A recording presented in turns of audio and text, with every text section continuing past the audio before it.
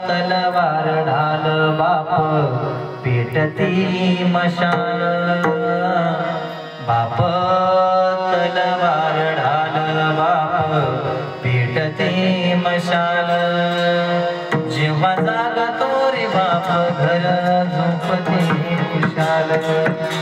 बापाच्या जीवावर त्या ठिकाणी सगळं. अहो आई त्या ठिकाणी आईची त्या ठिकाणी रडवून दाखवणार. आईची इतकी माया तर कोणी शकत नाही, पण बापा इतकं प्रेम सुद्धा त्या ठिकाणी जगामध्ये कोणी करू शकत. रडून मोकळ्या होणारी आई त्या ठिकाणी आपल्या प्रत्येकाला दिसली, प्रत्येक कवीला, प्रत्येक त्या ठिकाणी सगळ्यांना आई दिसली. पण खऱ्या अर्थानं बापाचा आधार खऱ्या अर्थानं कुटुंबाला महत्वाचा आहे. केवढंही संकट येऊ द्या, केवढंही कष्ट येऊ द्या, केवढंही दुःख येऊ द्या, पण पठ्ठ्याचा बाप जोपर्यंत जिवंत आहे तोपर्यंत जगातल्या कोणत्याही संकटाला जाण्याचं सामर्थ्य त्या ठिकाणी माझ्यामध्ये. का? कारण माझ्या पाठीमाग माझ्या बापाचा हात आहे.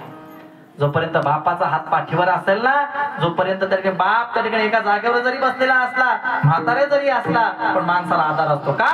माझा बाप अजून जिवंत. जगामध्ये जर त्याच्या सगळ्यात मोठा आधार कोणाला असेल जगण्याकरता तर तो बापाचा आहे. मग छोटं संकट आलं, काटाचा टोचला तर आपण काय म्हणतो? आई काटा टोचला, आई ठेच लागली, आणि समोर साप दिसला तर अरे बाप. छोटं संकट आलं की आई आठवते, पण मोठं संकट आलं की बापच आठवतो. आपल्याला जे जीवनामध्ये भेटलं नाही, बापाला वाटतं ते माझ्या मुलाला भेटलं पाहिजे. मला ते शिक्षण भेटलं नाही, ते माझ्या मुला लोकांकडे कामाला राहील, उसने पैसे घेईल, व्याजानं पैसे करील, पण माझ्या मुलाचं शिक्षण करीन. का? कारण मला जे भेटलं नाही ते माझ्या मुलाला भेटलं पाहिजे. मेरा नाम करेगा रोशन जग में मेरा राज दुलारा, तुझे सूरज कहूँ या चंदा, तुझे दीप कहूँ या तारा, मेरा नाम करेगा रोशन जग में मेरा राज दुलारा. का? मी जर कष्ट केल्याचा करता तो उद्या माझं नाव निघेल. म्हणजे मेरा नाम करेगा रोशन जग मेरा राज दुलारा. म्हणून जीवनामध्ये जितकी आई महत्वाची तितका बाप महत्वाचा. आई जर त्या ठिकाणी घराचा पाया असेल, आई जर त्या ठिकाणी घराचा कळत असेल तर बाप घराचा पाया आहे. बाप त्या ठिकाणी फाटका पाण्यात घाली, पण पोराला त्या ठिकाणी शाळेचा गणवेश आहे. चार लोकांच्या पाया पडन, पण माझ्या ताईचं कन्यादान चांगलं झालंच पाहिजे. माझ्या लेकीच्या लग्नामध्ये सरगाव जेवलंच, मंडपवाल्याच्या पाया पडत, स्वयंपाकाच्या पाया पडत, भाऊकीच्या पाया पडत. कशा करता? जीवनामध्ये एवढा बाप महत्वाचा, एवढी माय महत्वाची. म्हणून जोपर्यंत त्या ठिकाणी आई वडील जिवंत आहे तोपर्यंत सेवा करा. तुम्हाला कुठं तीर्थयात्रेला जायची गरज नाही, तुम्हाला कुठं भजनापूरला जायची गरज नाही. तुम्ही तुमच्या आई बापाची जर निष्ठेने सेवा केली. साक्षात पंढरीचे पांडुरंग परमात्मा रुक्मिणी आई साहेब आपल्या घरामध्ये राहतात, त्याचे मायबाप जिवंत आहे समजायचं. देवाची कृपा आपल्यावर फार आहे. ज्याच्या दारामध्ये बसलेली म्हातारी आहे, म्हातारे समजायचं त्या ठिकाणी खऱ्या अर्थाने जगातली श्रीमंती इथंच आहे.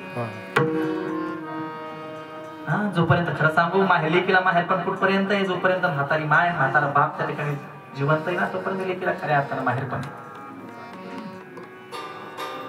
माय म्हातारी झाली बाप म्हातारा जरी झाला, नको माझी तावडी येईल, कुणी 10-5 रुपये दिले, 20 रुपये दिले, तेवढे जोडून ठेवायचे. का?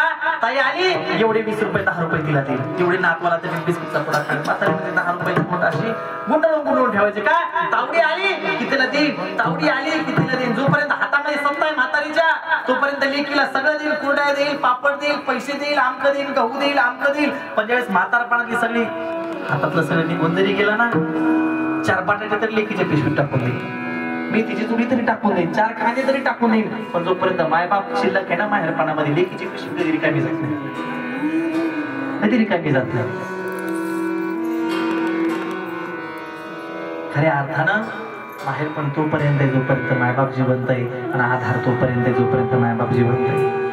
जगातली सगळ्यात मोठी श्रीमंती काय असेल तर ती आई बापाची माया आहे. म्हणून आपले आई बाप जोपर्यंत जगात जिवंत आहे, खऱ्या अर्थानं भगवंतासारखी त्यांची सेवा द्या. काही लागलं नाही त्यांना 2 वेळचं जेवायला लागतं. त्यांची इतकं प्रेम आपल्यावर कोणी करू शकत नाही. 2 गोड शब्द त्यांना बोला की तुमची धन मागत नाही, संपत्ती मागत नाही, सगळं तुमच्या करता कमवून ठेवलेलं आहे. म्हणून नितांत प्रेम तरी म्हातारे आई वडिलांवर आपल्या करा.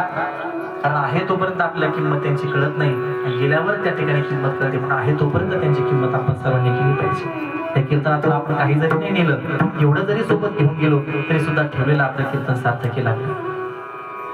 गळ्यामध्ये पवित्र तुळशीची माळा घाला, अशा ठिकाणी पंढरपूरची वारी करा.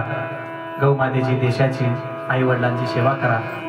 झालेली कीर्तन सेवा भगवान पांडुरंग परमात्म्याच्या नाथरायांच्या चरणी समर्पित करून कीर्तनला उपस्थित सर्व त्या ठिकाणी आपले मृदंगाचार्य असतील, गावकरी भजनी मंडळ असेल, आमच्या सोबत आलेले त्या ठिकाणी एवढ्या अर्जनमध्ये सुद्धा आले, कारण त्यांना सुद्धा त्या ठिकाणी दुपारी कार्यक्रम आहे. तरी सुद्धा तरी महाराजांना म्हणलं चला 2 वाजेपर्यंत आपण येऊ. मला सुद्धा संध्याकाळी 40 गाव जवळ त्या ठिकाणी कीर्तनाला जायचे, पण सुद्धा ते आले म्हणून त्यांना सुद्धा धन्यवाद. ज्या परिवारांना त्या ठिकाणी कीर्तन सेवा आयोजित केली